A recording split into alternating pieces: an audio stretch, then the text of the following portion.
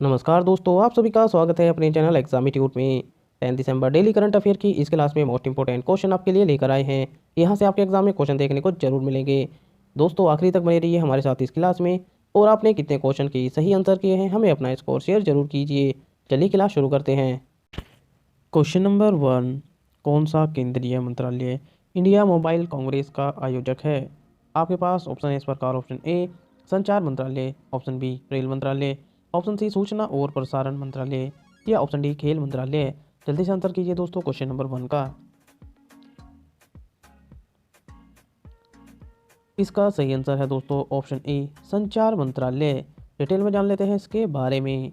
India mobile Congress IMC का आयोजन दूरसंचार विभाग, संचार मंत्रालय और cellular operators association of India COAI द्वारा किया जाता है।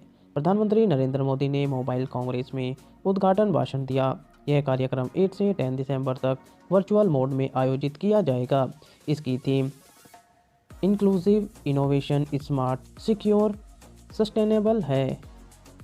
अगले क्वेश्चन की तरफ चलते हैं दोस्तों। Question number 2, national green tribunal ने किस राज्य को 14 प्रस्तावित हाथी गलियारों के लिए एक कार्य योजना तैयार करने का निर्देश दिया है? आपके पास ऑप्शन है इस प्रकार। Option A Karnataka, option B Orissa, option C Bihar या ऑप्शन डी असम। जल्दी से आंसर कीजिए दोस्तों क्वेश्चन नंबर 2 का।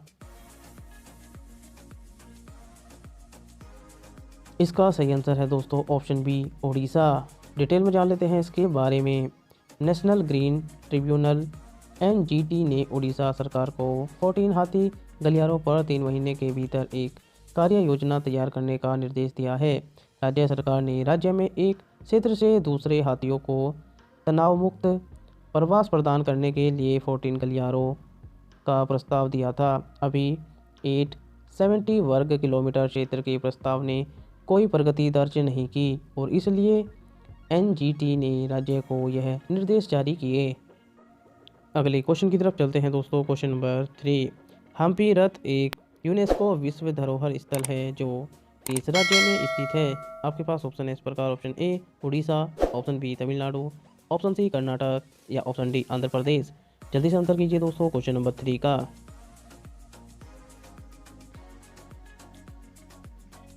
इसका सही आंसर है दोस्तों ऑप्शन सी कर्नाटक। डिटेल में जान लेते हैं इसके बारे में। हम्पी यूनेस्को विश्व विरासत स्थल को भारतीय पुरातत्व सर्वेक्षण एएसआई द्वारा एक सुरक्षात्मक रिंग से ढक दिया गया है। यह रथ भारत के 3 प्रसिद्ध पत्थर रथों में से एक है, जबकि अन्य 2 कोणार्क उड़ीसा और महाबलीपुरम तमिलनाडु में है। हम्पी रथ विजयनगर शासकों के कार्यकाल के दौरान बनाया गया था, जिन्होंने 14 से 17 शताब्दी के दौरान शासन किया था। अगले क्वेश्चन की तरफ चलते हैं दोस्तों। क्वेश्चन नंबर 4, विश्व धरोहर पर IUCN की नवीनतम रिपोर्ट के अनुसार भारत के किस क्षेत्र की स्थिति बहुत चिंताजनक है?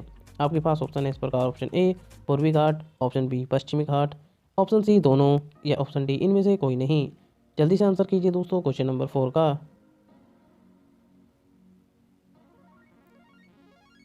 इसका सही आंसर है दोस्तों ऑप्शन बी पश्चिमी घाट। डिटेल में जान लेते हैं इसके बारे में।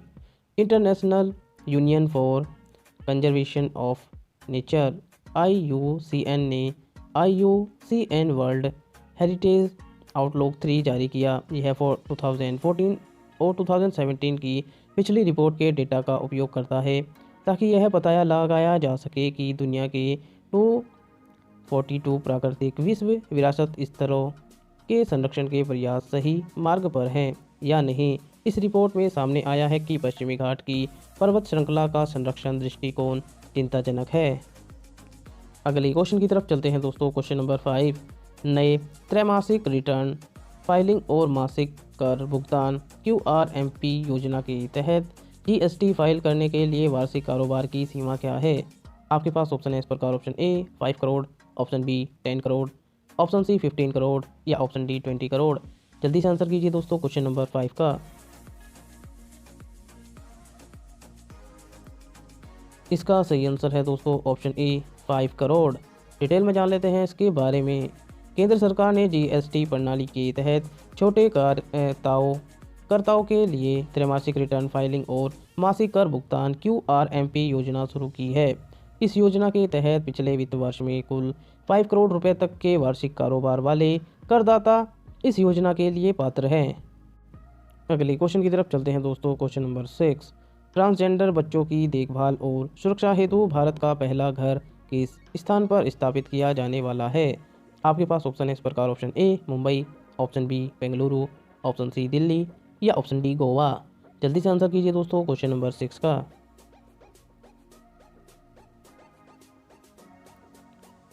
इसका सही आंसर है दोस्तों ऑप्शन बी बेंगलुरु। डिटेल में जान लेते हैं इसके बारे में। ट्रांसजेंडर बच्चों की देखभाल और सुरक्षा के लिए भारत का पहला घर जल्द ही बेंगलुरु में स्थापित किया जाएगा। ट्रांसजेंडर बच्चों के लिए आरक्षित 2 सरकारी संचालित बाल गृह बेंगलुरु नगर में स्थापित किए जाएंगे। महिला और बाल विकास मंत्रालय ने पिछले हफ्ते इस परियोजना को मंजूरी दी। लड़कियों या लड़कों के लिए राज्य द्वारा संचालित बच्चों के घरों में कई ट्रांसजेंडर बच्चे सहज नहीं थे, इसलिए यह एक शानदार कदम है। एक अलग घर की स्थापना और उन्हें कम उम्र में देखभाल देने से उनकी कुछ चिंताओं से निपटने में मदद मिलेगी।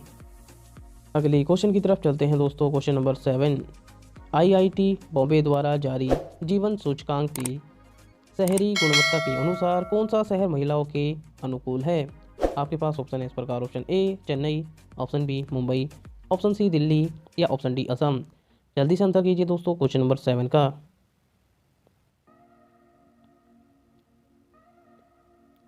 इसका सही आंसर है दोस्तों ऑप्शन ए चेन्नई। डिटेल में जान लेते हैं इसके बारे में।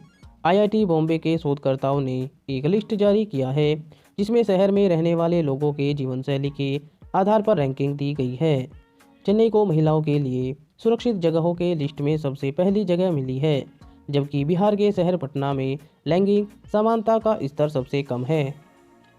अगले क्वेश्चन की तरफ चलते हैं दोस्तों। क्वेश्चन नंबर 8, हाल ही में कहां पर नवनिर्मित मेजर हाट ब्रिज का नाम बदलकर जय हिंद ब्रिज कर दिया गया है?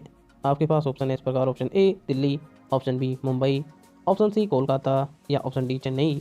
जल्दी से आंसर कीजिए दोस्तों क्वेश्चन नंबर 8 का।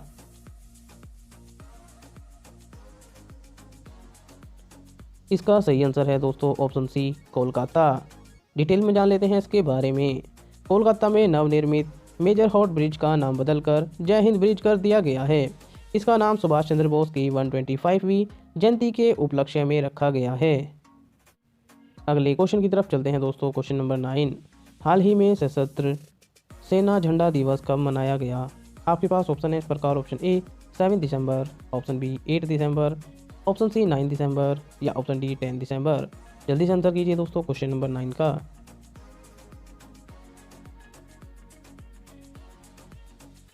इसका सही आंसर है दोस्तों ऑप्शन ए 7 दिसंबर। डिटेल में जान लेते हैं इसके बारे में।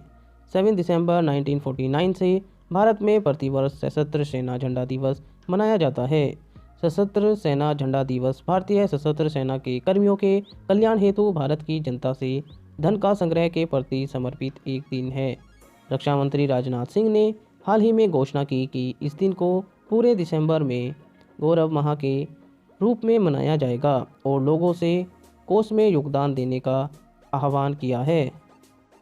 अगले क्वेश्चन की तरफ चलते हैं दोस्तों। क्वेश्चन नंबर 10, लास्ट क्वेश्चन है दोस्तों। क्वेश्चन ऑफ द डे, नवनियुक्त एशियन ऑफ द ईयर का नाम बताइए।